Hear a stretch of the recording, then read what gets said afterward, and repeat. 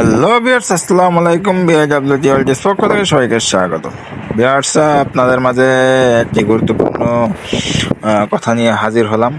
এটা হচ্ছে বল গেজের বিষয় নিয়ে টপিক।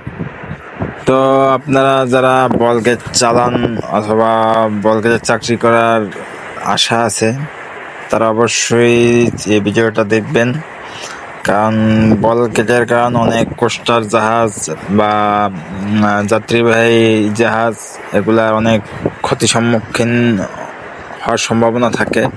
কারণ বল গেজ যখন ফ্লিং করে বা চালায় তখন তারা কোনো কিছু নিয়মকানুন না মেনে ভঙ্গ করে তারা চলাচল করে।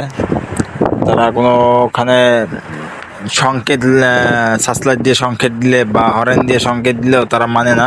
তারা যেদিকে যায় তো অলরেডি যেতেই থাকে। তো এই বিষয়ে আমার সামনে অনেকবার পড়ছে, বিষয়গুলো আমি ভেবে দেখলাম যে খুবই বিপজ্জনক।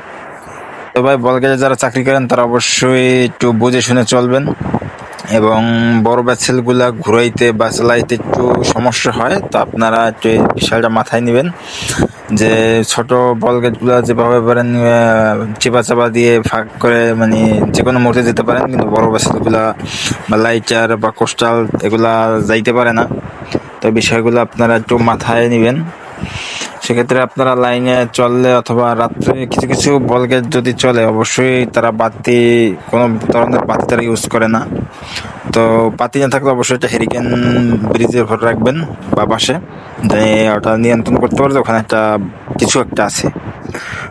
তো আপনারা সবাই একটু বুঝে শুনে চলবেন এবং গভীর সমুদ্রে যাবেন না, চিটাং থেকে স্লিং করবেন না, রুলিং প্রচুর।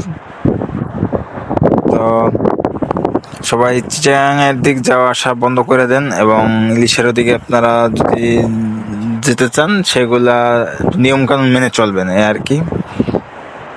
তো এটাই আপনাদের কাছে, যারা বল গেজ চালান এদের কাছে একটা আবদার, নিয়মকানুন একটু মেনে তারপর চলবেন, যেন অন্য কোনো জাহাজের ক্ষয়ক্ষতি না হয়।